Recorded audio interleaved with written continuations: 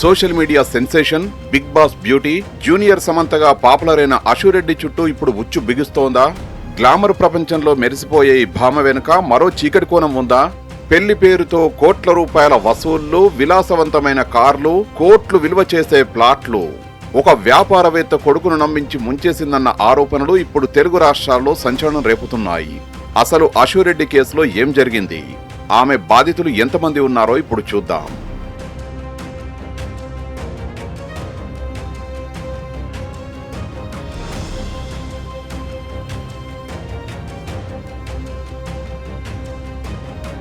షేక్పేటకు చెందిన ఓ business men Satyanarayana Hyderabad city పోలీసుల్ని ఆశ్రయించడంతో అశురెడ్డి భాగవతం బయటపడింది.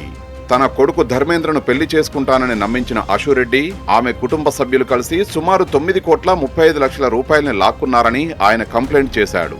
కేవలం నగదు మాత్రమే కాదు, విలాసవంతమైన కార్లు, ఖరీదైన ప్లాట్లు, కేజీల కొద్దీ బంగారం కూడా తమ డబ్బుతోనే కొనుగోలు చేశారని సత్యనారాయణ ఆరోపిస్తున్నారు.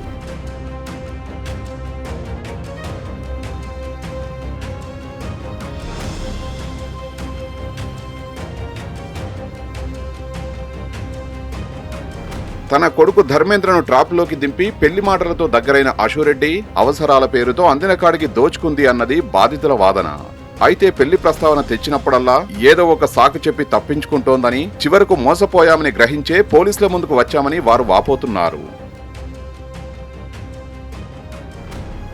అంతేకాదు, డబ్బులు తిరిగి ఇవ్వాలని ధర్మేంద్ర డిమాండ్ చేయగా రివర్స్ కేసు పెడతానని అశురెడ్డి బెదిరింపులకు దిగిందని ధర్మేంద్ర తండ్రి పోలీసులకు తెలిపారు. మరోవైపు అశురెడ్డి సోషల్ మీడియాలో చూపించే లగ్జరీ లైఫ్ వెనుక ఇంతటి భారీ స్కామ్ ఉందా అని నెటిజన్లు సైతం ముక్కున వేలేసుకుంటున్నారు.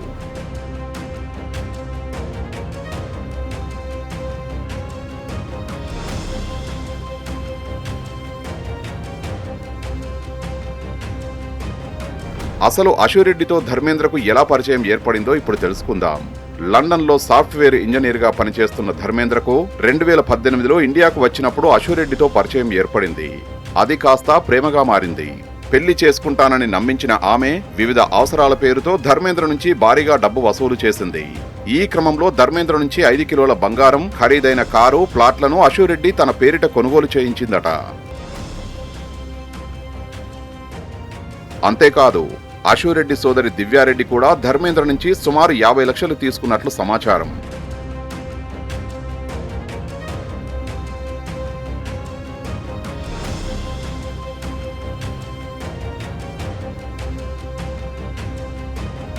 బాధితుల ఫిర్యాదుతో రంగంలోకి దిగిన హైదరాబాద్ సిసిఎస్ పోలీసులు దర్యాప్తును ముమ్మరం చేశారు.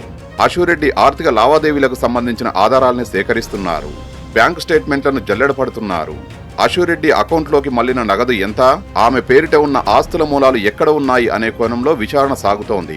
ఇప్పటికే అశురెడ్డికి నోటీసులు రెడీ చేశారు పోలీసులు.